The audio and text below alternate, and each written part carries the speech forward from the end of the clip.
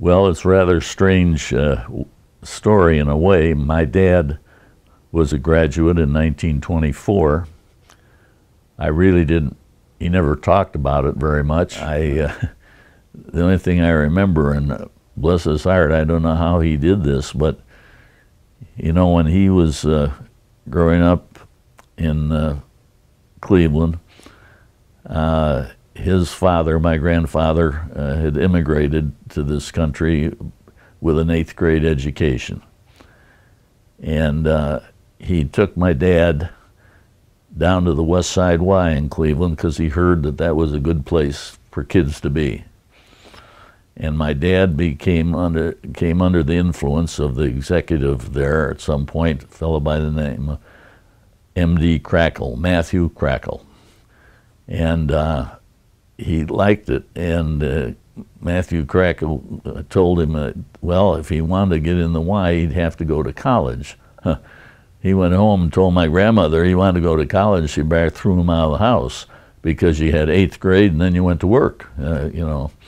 So somehow or other, and I admire, I don't know how he did it, but because there wasn't, my granddad was a streetcar motorman, 8th grade education. There was not much money in that household. Somehow, when he got up there, if you can believe this, in Chicago, he got a room. He was the church janitor, and he slept in an unheated attic of this church. And the other thing he did was, and I didn't know this until much later, but one of my aunts told me that he earned money by selling his blood. And then he was working with Steinhaus.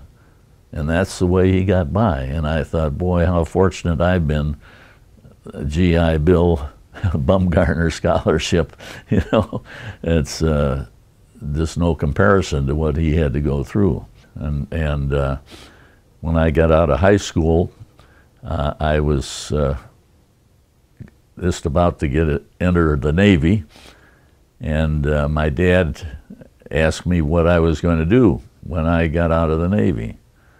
And I said, well, I'm 18 years old, I really don't have a clue, but I'll tell you one thing, I'm not going to be anywhere around the YMCA. Famous last words after I spent 40 years with the Y. So that was really, in a sense, my dad's experience that brought me to George Williams.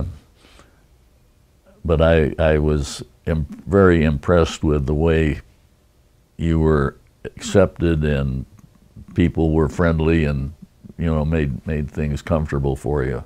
I just matured a lot, I guess you say, you know. It's hard to pin down exactly what, but it gave me a pretty good philosophy of why I would want to work at the Y and what I tried to accomplish within the lives of people. Certainly, I had an opportunity to participate as a kid growing up in the Y, and then also as a professional in the Y, in the variety of experiences that made possible my life, really did. Contrary to what I told my dad when I got out of high school, I found out that the Y was a pretty good thing to be involved with, and it was, we're in the people business, and that's what I enjoyed. There's a lot of history, and you can't get hung up. Things are different today than they were 50 years ago, but the same basic principles apply. And I think, as far as I can determine, I'm very pleased that GW and the current president of the university have hung on to those things, at the same time moved forward and to meet the concerns today.